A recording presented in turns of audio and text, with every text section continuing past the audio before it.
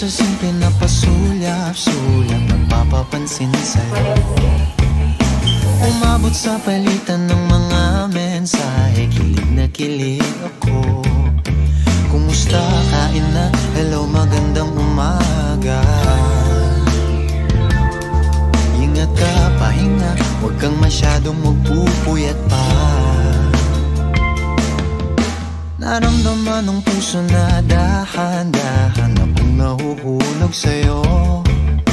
Sa kada araw natin na pag-uusap, meron nang namumuo. Nung ano kasi ako, college, ganyan, high school.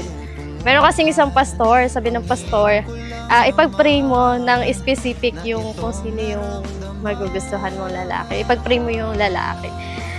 Ayun, pinag-pray ko na sana, walang bisyo. Ayun nga sa physical, matangkad, ganun, ayoko na masyadong maputi. Pinag-pray ko yan hanggang sa first boyfriend ko siya. Pati yung sa attitude niya, pinag-pray ko talaga.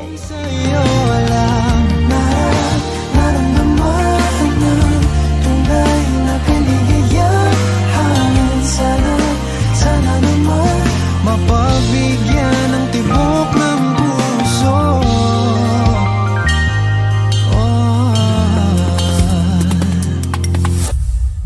Ngunit biglang katahimik. Nagkilala po kami sa malapit na sa Intramuros sa may KKK. Nag-arrange ako ng mga travel.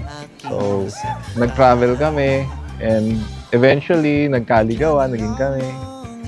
Sinuwerte lang. Ako ba'y pinagsawaan o may ginagawa lahat? Sabihin ng totoo. Ano din siya sa sa word, sa effort. Pinakagusto ko yung time niya. Pero lagi siyang nandyan, kahit walang tulog, sasamahan niya talaga. Para ma-feel ko lang na may kasama din talaga ako.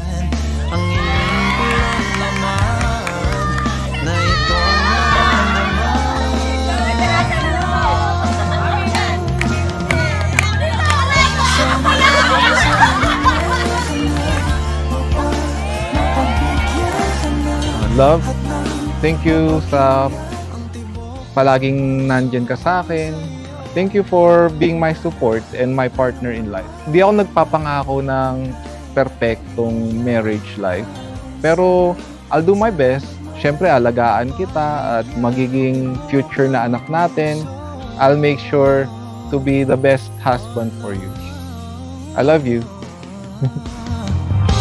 Sana'y wag nang patagalin ang Love, thank you. Thank you kasi alam kong hindi ganito yung gusto mo yun. Pero dahil alam mong gusto ko to, sinuportahan mo pa din talaga ako. Promise na mamahalin kita and aalagaan. Thank you for everything. I love you. Yan, mahal na mahal kita.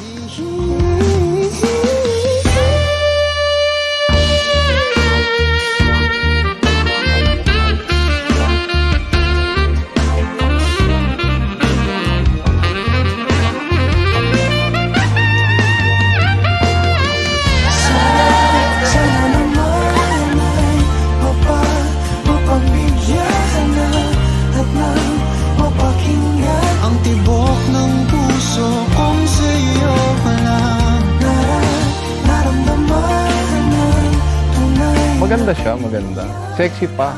Sana naman mapagbigyan ng tibok ng puso.